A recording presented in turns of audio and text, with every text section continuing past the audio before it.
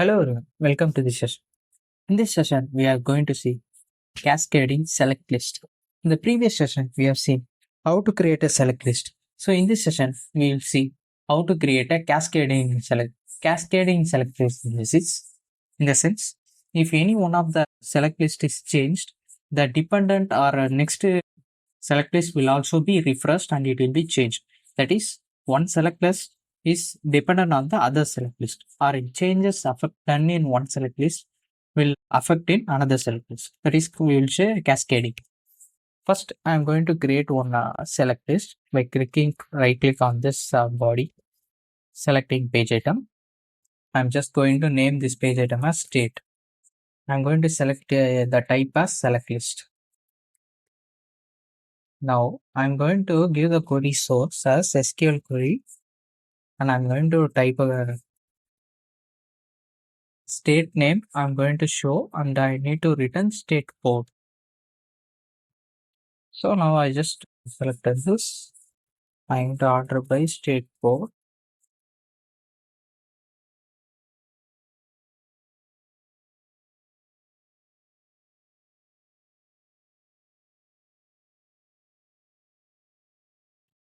Now in the null value, I'm going to see select. Now I'm going to create another one select list. This one I'm going to name it as district. The select list, and here the name will be district. In the select the SQL source, I'm just giving a district name.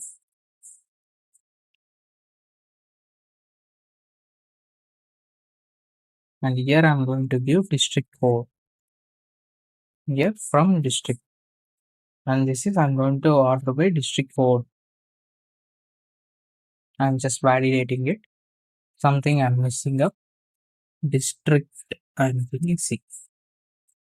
Okay. Now I'm going to run this. Now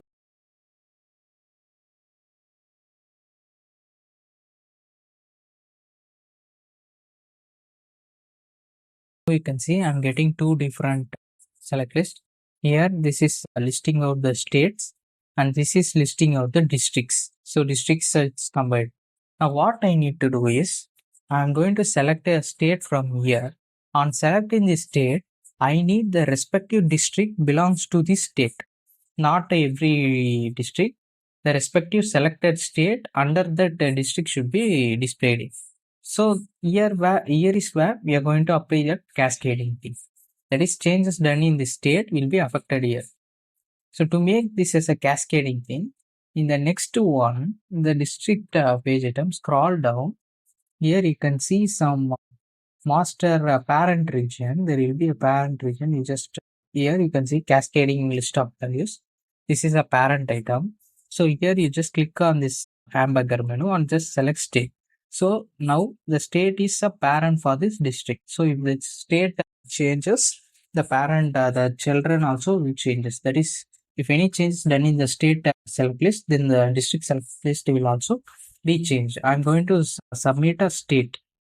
So just check the parent required, and I'm going to submit the state value. Then in the district query, we are going to pass that state code, which we obtained. So state code equal to the page item. So that we are passing through cascading alone. Now I'm going to run this. Now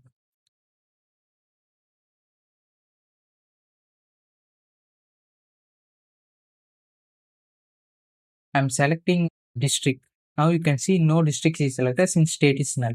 Now I'm just selecting Tamil Nadu and I'm clicking on this. See, now you can see the respective state districts is displayed. Suppose I'm going to select different state, then that state will be displayed. I'm going to select different one. Then that since there is no data in table, so it's not showing.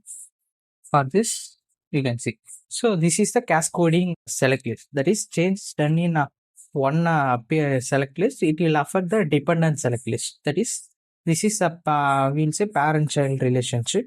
Here the state is a parent and district is the child. So if we change just done in the state, then this will be affected. So this is we called cascading alone. Thank you.